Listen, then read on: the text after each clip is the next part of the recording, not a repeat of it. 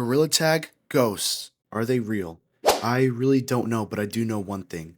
Back when GorillaTag first came out, almost immediately the idea of ghosts being inside private servers became one of the most popular things about GorillaTag. But why? Over the years since GorillaTag's release, more and more ghosts seem to be appearing, some of the most well-known being Daisy09, PBBV, Banshee, Echo, Spider, Namo, and Statue. If I missed any of the mainstream ghosts, I apologize. These ghosts became very popular early on since the game's release and are still very popular to this day. Ghost hunting, which is where you go into well-known private lobbies in search of finding these GorillaTag entities, started becoming more and more popular and one of the most fun things you could do in GorillaTag. While doing this, you also run the risk of getting banned, having your IP address leaked, and getting player tracked. Many players found thrill in this and wanted to experience this themselves even after hearing the dangers and stories of people that have had this happen to them before. Because of this, more and more ghosts seem to be appearing as the popularity of GorillaTag and the idea behind GorillaTag ghosts rise.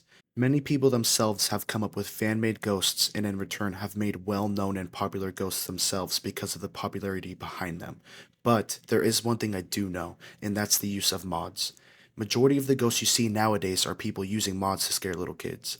It may seem extremely convincing, but there's nothing to be scared about. But what if I told you there was? Mod usage in the early stages of GorillaTag was extremely low, so it was highly unlikely you would run into someone using them. So this brings us to the next question. Were these famous GorillaTag ghosts I mentioned previously real? As I said before, mod usage was the lowest it has ever been in the history of GorillaTag at the time it was released. So how did these famous ghosts become a thing? Let's take into consideration one thing. As GorillaTag has evolved over the years with updates to content and privacy, it's become harder and harder for certain things to happen such as player tracking, IP leaks, and other things related. But early on there wasn't as much protection as there is now. It was much easier for all these things mentioned before to happen. So were these famous GorillaTag ghosts real? Or were they just people using mods? Well, with all the information that's been said so far, we can go forward with two different ideas. One, they were simply people with the knowledge and capability of pulling off IP address tracking and then leaking it in-game, player tracking, and banning. Also, with the addition of simply using mod menus. All of what I just said sounds exactly like what a GorillaTag ghost would be, right?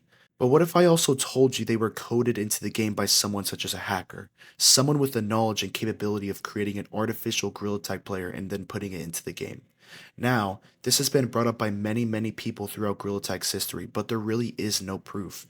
But it makes sense.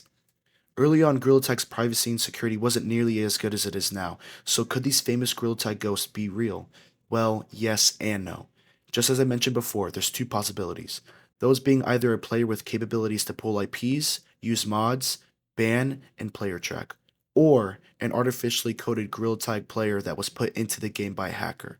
Either way, no one will ever know, and all we could do is continue to theorize until someone comes forward with solid evidence of what early, mainstream GorillaTag ghosts really are. Many GorillaTag content creators and regular players in general have already began doing this, catching many of these ghosts on recording, deciphering their movement and other actions to fully determine if it's a real GorillaTag ghost or just someone using mods. Until then, I hope you all enjoy ghost hunting while continuing to stay safe.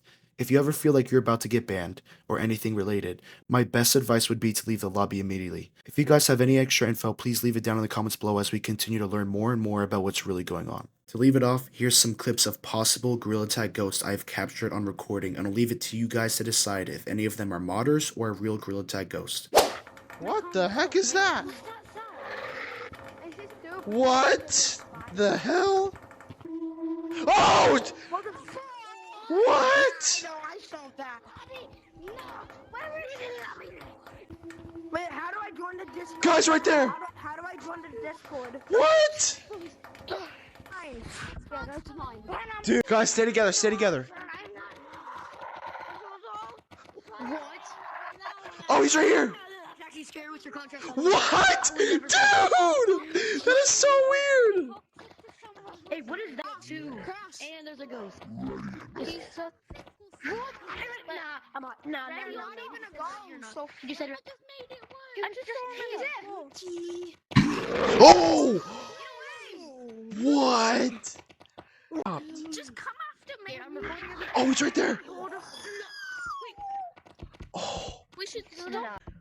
Crate? Watch. Oh! Oh! Dude, y'all missed it. He's counting. Where is he? Oh my gosh, dude! Holy shit! Dude, he literally just teleported! Dude, that is gonna be such a cool. That is gonna be such a cool clip. Oh my god! Oh, he's up here! He's up here!